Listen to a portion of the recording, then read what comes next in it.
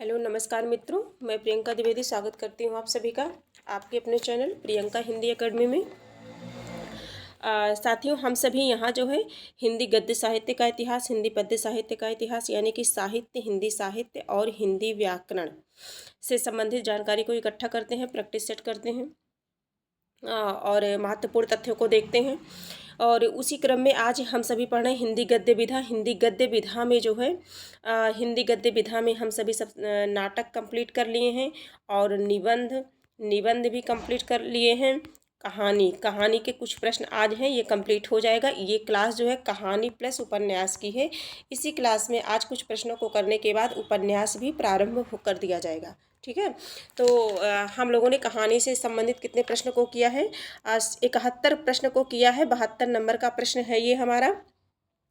ये हिंदी साहित्य से संबंधित सभी प्रतियोगी परीक्षा के लिए उपयोगी क्लास है, वो चाहे यूपी टीजीटी पीजीटी हो या अन्य राज्य के टीजीटी पीजीटी हो। बिहार शिक्षक भर्ती टीआरई 3.0 4.0 को ध्यान में रख करके ये क्लास की जा रही है और ये सभी प्रतियोगी परीक्षा के लिए ये महत्वपूर्ण है। आगे देखते हैं, ये जो प्रश्न नंबर 72 है, 72 का जो 72 प्रश्न है इसे देखते हैं हम सभी। बुद्धू का कांटा कहानी के लेखक हैं। ऑप्शन ए है बेचन शर्मा उग्र, बी है चंद्रधर शर्मा गुलेरी, सी है प्रेमचंद्र और डी है विश्वम्भर नाथ शर्मा। ठीक है, 72 नंबर का जो प्रश्न है इसका जो राइट आंसर हो जाएगा बुद्धू का कांटा कहानी चंद्रधर शर्मा। इन्होंने 3 जो है गुलेर स्थान के थे ये, इनके गांव का नाम गुलेर था, है ना, उसी से ये गुलेरी नाम पड़ गया इनका। और ये जो चंद्रधर शर्मा गुलेरी हैं, इन्होंने 3 कहानियां लिख करके जो है हिंदी साहित्य जगत में अपनी ख्याति अर्जित की है। तो 3 कहानियों में से बुद्धू का कांटा भी एक कहानी है। अभी पिछली क्लास में इनके बारे में डिटेल में हम लोगों ने जाना था, देखा था। आप चाहें तो जो है पिछली क्लास को देख सकते हैं। और आगे देखते हैं, निम्नलिखित में से कौन सी कहानी पंडित चंद्र शर्मा गुलेरी कृत नहीं है ना? तो सुखमय जीवन बुद्धू का कांटा उसने कहा था मोस्ट इम्पॉर्टेंट कहानी है, इन्हीं गुलेरी जी की है। और 1180 है 11 वर्ष का समय, है ना? तो सुखमय जीवन बुद्धू का कांटा उसने कहा था, ये तीनों जो है गुलेरी जी की कहानी है। और ये 11 वर्ष का समय आचार्य रामचंद्र शुक्ल का है, तो नहीं पूछा गया है, तो नहीं यही है राइट आंसर, हमारा सी हो जाएगा। अब प्रश्न संख्या 74 देखते हैं। कहानीकार के रूप में विख्यात पुरातत्ववेत्ता हैं। Option A Pandit Chandra Sharma Guleri, B है विश्वम्भर नाथ शर्मा कौशिक, सी है पद्मलाल पुन्नालाल बख्शी, डी है राजा राधिका रमण प्रसाद सिंह। जो 74 नंबर का प्रश्न है हमारा, ये प्रश्न पूछ रहा है कहानीकार के रूप में विख्यात पुरातत्ववेत्ता। अभी हमने बताया कि 3 कहानियां लिख करके हिंदी साहित्य जगत में इन्होंने ख्याति अर्जित की। किसने? गुलेरी जी ने। तो ये जो विख्यात हुए ये कौन है? राइट आंसर हमारा ए हो जाएगा, पंडित चंद्रधर शर्मा गुलेरी। ठीक है, अगला प्रश्न हम सभी देखते हैं। एक पति के नोट्स कहानी के लेखक हैं। ऑप्शन ए है गिरिराज किशोर, बी है महेंद्र भल्ला, सी है गोविंद मिश्र, डी है राजेश सेठ। 75 नंबर का जो प्रश्न है ये हो जाएगा महेंद्र भल्ला। ये भी इंपॉर्टेंट क्वेश्चन है हमारा। एक पति के नोट्स, महेंद्र भल्ला। एक पति के नोट्स किसकी रचना है? महेंद्र भल्ला की। आगे प्रश्न देखते हैं। एक पति के नोट्स 1967 में ईस्वी की कहानी नहीं है, यह एक उपन्यास है। ठीक है, जिसके लेखक महेंद्र भल्ला हैं। इनके अन्य उपन्यास हैं दूसरी तरफ 1976 ईस्वी की है, जो उड़ने से पेशतर 1987 की है, दो देश और तीसरी उदासी 1997।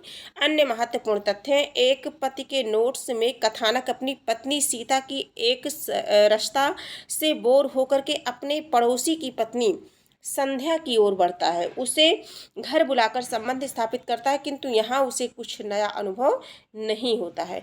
इस उपन्यास में सेक्स के माध्यम से आज के जीवन की ऊब और निरर्थकता को प्रकट किया गया है। एक पत्नी के नोट्स ममता कालिया का है। किसका है? ममता कालिया का है। एक पति के नोट्स महेंद्र भल्ला का है। एक पत्नी के नोट्स 1997 में ये ममता कालिया कृत उपन्यास है। दोनों उपन्यास हैं, एक महेंद्र भल्ला का है, दूसरा और पत्नी के नोट्स ममता कालिया का है। ये तथ्य ध्यान में रखेंगे। जिंदगी और जोक किसका कहानी संग्रह? ऑप्शन ए है मोहन राकेश, बी है कमलेश्वर। जिंदगी और जोक सी है अमरकांत और डी है धर्मवीर भारती। तो जिंदगी और जोंक क्या है, अमरकांत की है।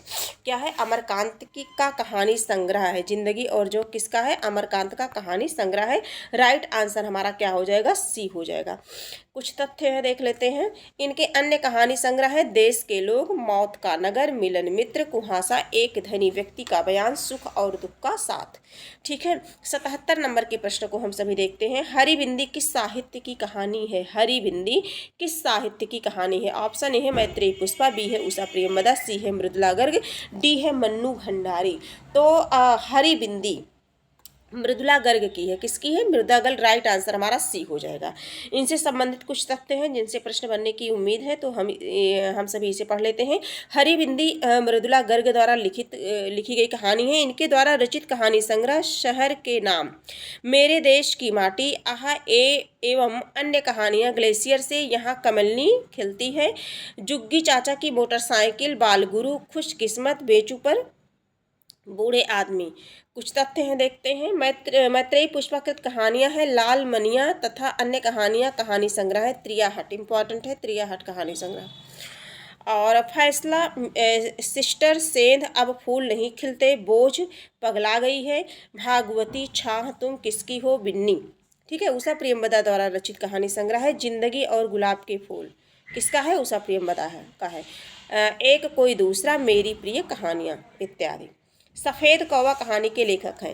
ऑप्शन ए है मंजुल भगत, बी है रमेश बत्रा, सी है मृदुला गर्ग, डी है सुरेंद्र तिवारी। तो 78 नंबर का जो प्रश्न है मंजुल भगत हो जाएगा। राइट आंसर हमारा हो जाएगा ए, मंजुल भगत। ठीक है, सफ़ेद कौवा 1986 में प्रकाशित कहानी की लेखिका मंजुल भगत है। मृदुला गर्ग की बहन है मंजुल भगत। ठीक है, मंजुल भगत मृदुला गर्ग की क्या है, बहन है, यानी कि स्त्री है, इतना ध्यान रखिएगा। इनकी अन्य कहानियां हैं गुलमोहर के गुच्छे, टूटा हुआ इंद्रधनुष, क्या छूट गया, आत्महत्या के पहले, कितना छोटा सफ़र 1979 में, 52 पत्ते एक जोड़ कर 1982 में, दूत 1992 में, बूंद 1998 में, अंतिम बयान 2001 में। मंजुल भगत की पहली कहानी शादी की सालगिरह और अंतिम कहानी ठंडमार है। ठीक है, ठंडमार सिंह, क्या छूट गया और टूटा हुआ इंद्रधनुष, इनकी लंबी कहानियां हैं। इन्हें लघु उपन्यास भी कहा जाता है। गुलमोहर के गुच्छे में मुख्यतः नारी के विभिन्न रूपों और स्थितियों का चित्रण किया गया। सफ़ेद कौवा में अपनी कथा भूमि को विस्तृत किया है। सफ़ेद कौवा में इनके 11 कहानी संग्रह प्रकाशित हुए हैं। कितने, 11। 79 नंबर का जो प्रश्न है, जंक्शन कहानी के लेखक हैं। ऑप्शन ए है मुक्तिबोध, बी है अज्ञे, सी है दूधनाथ सिंह, डी है यशपाल। 79 नंबर का जो प्रश्न है ये हमारा प्रश्न, इसका जंक्शन कहानी के लेखक के राइट आंसर हो जाएगा मुक्तिबोध। क्या हो जाएगा, मुक्तिबोध। राइट आंसर हमारा ए हो जाएगा। ठीक है, इसमें उच्च वर्ग द्वारा निम्न वर्ग के प्रति घृणा करने की मनोवृत्ति का परिचय दिया गया है जंक्शन में।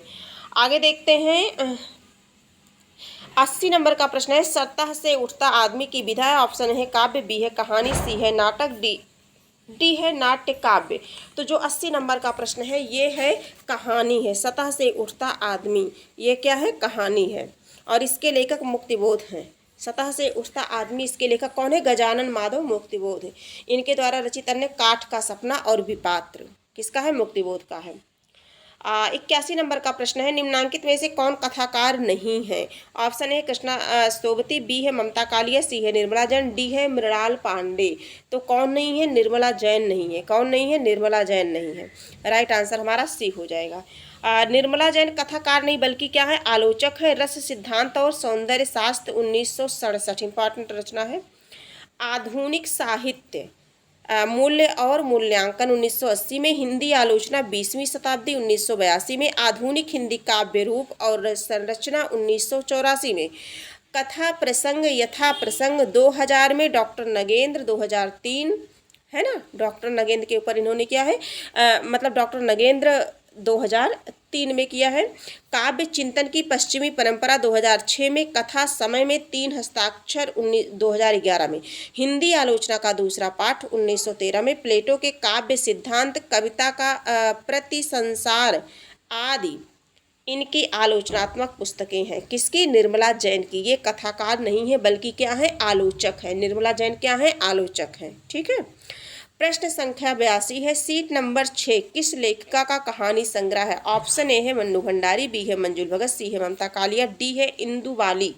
तो जो 82 नंबर का प्रश्न है हमारा, ये हो जाएगा ममता कालिया। राइट आंसर हमारा क्या हो जाएगा? सी हो जाएगा, ममता कालिया। 82 नंबर का प्रश्न ममता कालिया। इसका प्रकाशन वर्ष 1978 ईस्वी में हुआ। कब हुआ था? 1978 ईस्वी में हुआ। 13 कहानियां संग्रहित हैं। काके दी हट्टी, मुखौटा, नई सदी की पहचान, इनके अन्य कहानी संग्रह है। किसकी? ममता कालिया के। सीट नंबर 6 ममता कालिया का है। इंपॉर्टेंट है ये कहानी संग्रह। अब यही हमारी कहानी जो है विधा कहानी समाप्त होती है। हम लोगों ने हिंदी गद्य साहित्य की विधाओं में सबसे पहले निबंध को देखा, फिर नाटक को देखा, निबंध से संबंधित प्रश्नों को, नाटक से संबंधित, फिर कहानी। तीसरी विधा हम लोगों की कंप्लीट हो गई। यहाँ 82 नंबर तक 82 क्वेश्चन को हम लोगों ने देखा और इनसे संबंधित जितने भी प्रश्न बन सकते थे उन सभी को हम लोगों ने बड़ी सरलता और सहजता से देखा। अब आ गया है अगली विधा जो है हमारा, वो है उपन्यास। क्या है? उपन्यास है। उपन्यास के प्रथम प्रश्न को हम सभी यहाँ देखते हैं। निम्न में से कौन सा सही सुमेलित नहीं है? ऑप्शन ए अधिखिला फूल यशपाल का, बी लवंगलता किशोरी लाल गोस्वामी का, सी वैशाली की नगरवधु चतुर्सेन शास्त्री का, डी है सुहाग के नुपुर अमृत लाल नागर का। इससे बताना है कौन सा सुमेलित नहीं है। तो अधिखिला फूल यशपाल का नहीं है बल्कि क्या है? हरिऔध का है। यशपाल का ना होकर के ये क्या है? हरिऔध का है। बाकी लवंगलता किशोरी लाल का है, वैशाली की नगरवधु चतुर्सेन शास्त्री का है, सुहाग के नुपुर अमृत लाल नागर का। ये सारे इंपॉर्टेंट है। अब हम सभी क्या पढ़ रहे हैं? उपन्यास पढ़ रहे हैं। तो अधिकिला फूल जो है ये जो है यशपाल का नहीं है। तो किसका है? यशपाल का नहीं बल्कि हरिऔध का है। हरिऔध का अगर पूरा नाम पूछ लिया जाए तो अयोध्या सिंह उपाध्याय हरिऔध। ठीक है। यशपाल जो है मार्क्सवादी विचार के उपन्यासकार हैं। यशपाल के प्रसिद्ध उपन्यास अगर देखा जाए तो दादा कामरेड है। दादा कामरेड। ठीक है। दादा कामरेड हो गए और देशद्रोही हो गया जो बहुत इंपॉर्टेंट है। देशद्रोही, देशद्रोही। ठीक है। देशद्रोही हो गया। दिव्या हो गया। पार्टी कामरेड हो गया। मनुष्य के रूप में अमिता, झूठा सच बहुत इंपॉर्टेंट है। 12 घंटे इंपॉर्टेंट है। अप्सरा का श्राप, क्यों फंसे, तेरी मेरी उसकी बात, ये बहुत पूछा जाता है एग्जाम में। तो यशपाल बहुत इंपॉर्टेंट रखते हैं। उपन्यास इनके जितने भी हैं वो आप सभी को पढ़ लेना चाहिए। अगला प्रश्न देखते हैं हम सभी। प्रश्न संख्या 2 है उपन्यास का। डॉक्टर काशीनाथ सिंह द्वारा लिखित उपन्यास उपसंहार की कथा वस्तु का आधार है। ऑप्शन ए है सीता निष्कासन के बाद राम का जीवन, बी है महाभारत युद्ध के बाद कृष्ण का जीवन, सी है ज्ञान प्राप्ति के बाद बुद्ध का जीवन, डी है दक्षिण अफ्रीका से लौटने के बाद गांधी जी का जीवन। ये 2015 जीआईसी प्रयोक्ता परीक्षा 2015 में पूछा गया प्रश्न है। प्रश्न संख्या 2 का जो राइट आंसर है वो हो जाएगा महाभारत युद्ध के बाद कृष्ण का जीवन। क्या हो जाएगा? महाभारत युद्ध के बाद कृष्ण का जीवन राइट आंसर भी हो जाएगा। प्रश्न को एक बार फिर से पढ़ते हैं। डॉक्टर काशीनाथ सिंह द्वारा लिखित उपन्यास उपसंहार की कथा वस्तु का आधार जो है महाभारत युद्ध के बाद कृष्ण का जीवन है। ठीक है।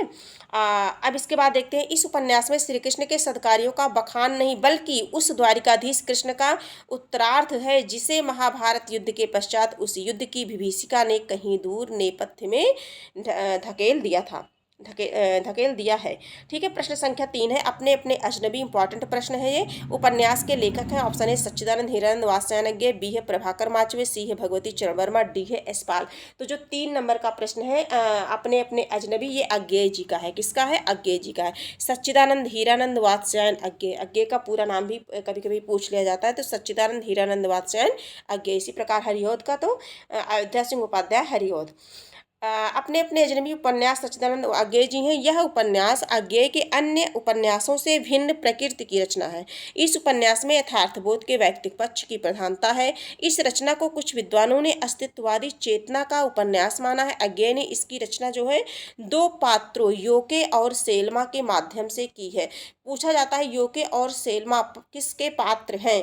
तो अज्ञेय द्वारा रचित जो उपन्यास है अपने अपने अजनबी उसी के पात्र हैं। इस तरह से भी प्रश्न बन सकता है, योके और सेल्मा। ठीक है। तो इस प्रकार से हम लोगों ने जो है कितने प्रश्नों को देखा? 2 उपन्यास से संबंधित 2 प्रश्नों को देखा। आज की क्लास यहीं तक है। अब अगली क्लास में हम सभी देखेंगे ठीक है। आज की क्लास यहीं समाप्त करते हैं। फिर अगली क्लास में मिलेंगे, नए प्रश्नों के साथ मिलेंगे। नया टॉपिक स्टार्ट ही हो गया है हमारा, जैसा कि उपन्यास देख रहे हैं हम सभी। और आज ये क्लास यहीं समाप्त होती है। अगर ये क्लास आपको उपयोगी लगी हो तो आप इसे लाइक कर दें, सब्सक्राइब कर लें, जिससे सरलतापूर्वक जो भी क्लास बने आप तक पहुंच सके। और हाँ, कमेंट में अपने सुझाव लिखना ना भूलें। आपके एक सुझाव, एक लाइक और एक कमेंट हमारे लिए बहुत महत्वपूर्ण है। अ, बाकी आज की क्लास यहीं करते हैं, यहीं समाप्त करते हैं। फिर मिलेंगे, तब तक के लिए धन्यवाद।